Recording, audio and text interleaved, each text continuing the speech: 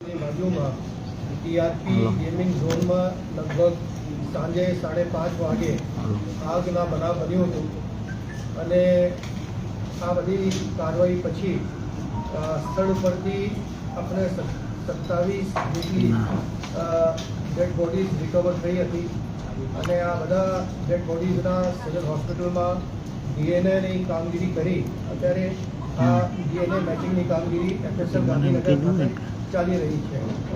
આ બનાવના અનુસંધાનમાં રાજકોટ તાલુકા પોલીસ સ્ટેશનમાં 304, 308, 337, 338, 114 મુજબ 6 આરોપીઓ વિરુદ્ધ ગુના દાખલ કરવામાં આવેલા છે, જેને પૈકી 2 આરોપી યુવરાજ હરિસિંહ સોલંકી જે બધી ગેમિંગ ઝોનના વહીવટ કરતા હતા અને સાથે સાથે એનો મેનેજર નીતિન જૈન એની ધરપકડ અત્યારે કરવામાં આવી છે।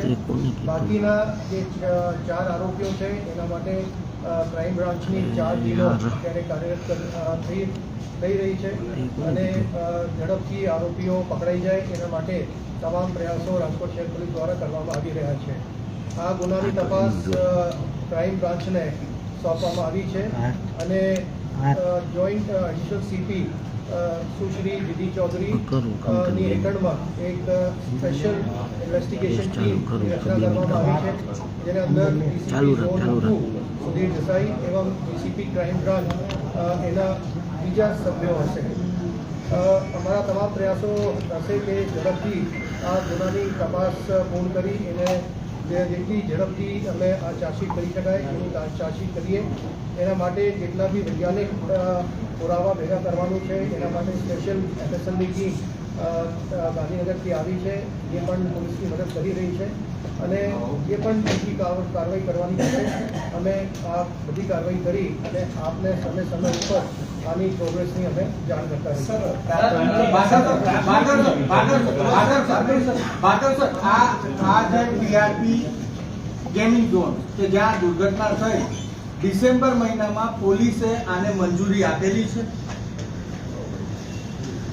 આ ગેમિંગ ઝોનની નવેમ્બર 2023માં બુકિંગ લાયસન્સ આપવામાં આવેલું હતું અને એને પછી 1/1/2024થી 31/12/2024 સુધીની રિન્યુઅલ આપવામાં આવેલું।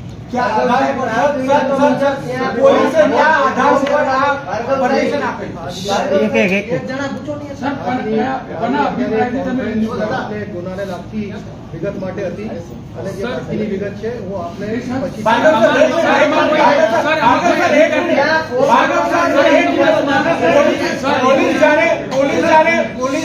પોલીસ જ્યારે કોઈ પણ પ્રકારની મંજૂરી આપે છે તો એનો લાગતી વળગતી સંસ્થાઓ પાસેથી અભિપ્રાય મેળવે છે। આ અંગે કઈ સંસ્થા પાસેથી પોલીસે અભિપ્રાય ક્યારે મેળવ્યો? એના અંદર આ જે પરવાનગી લેવાની હતી એ પરવાનગી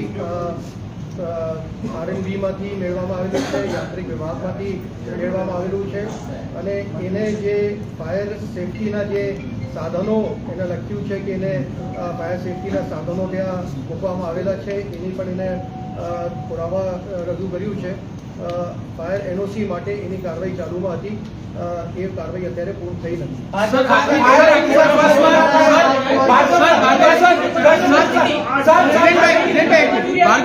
આખી તપાસમાં હવે અધિકારીઓ આખી બેદરકારી અધિકારીઓની, કારણ કે એ કોઈ જોયું નથી।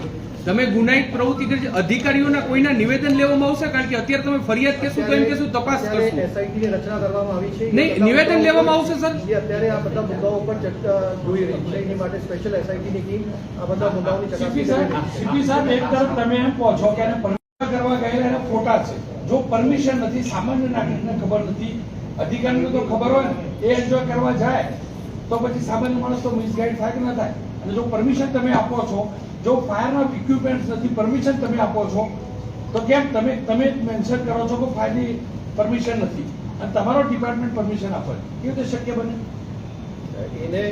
એને જે કાગળો રજૂ કર્યા છે એમાં ફાયર સેફટીના સાધનોના બિલ બધા રજૂ કર્યું છે, એ ફાયર સેફટીના સાધનો ત્યાં હતા, પરંતુ જે પ્રમાણમાં એને કાર્યવાહી કરવી હતી એ કદાચ થઈ નથી.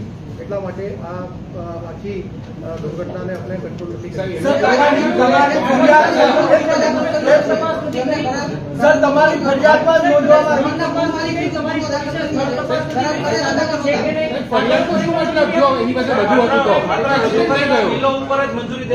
આનું સ્ટ્રક્ચર ગેરકાયદેસર હતું, ટેમ્પરરી સ્ટ્રક્ચર 4 વર્ષથી ચાલતું હતું, આખું ગામ ચાલતું હતું, છતાં પણ પોલીસ પરમિશન કેવી રીતે આપી શકે? આજે એ લોકોની જે પાર્ટનરશિપ ડીલ હતી એના અંદર જે જેટલા બધા એના પાર્ટનરો હતા એ બધાને આપણે આરોપી તરીકે ગણ્યા છે અને એના ઉપર બધાને ઉપર કાર્યવાહી ચાલુ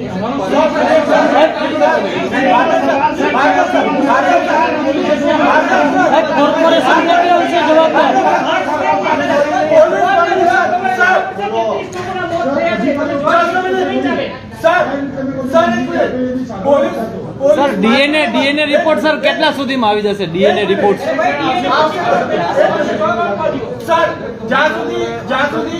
शाम को जो टीआरपी के अंदर गेमिंग जोन के अंदर जो बना बना है उसके अनुसंधान में आज राजकोट तालुका पुलिस स्टेशन के अंदर आईपीसी 304, 308, 337, 114 मुजब 6 आरोपियों के ऊपर गुना दाखिल किया गया है. उसमें से 2 आरोपियों को अभी पुलिस ने अरेस्ट किया हुआ है.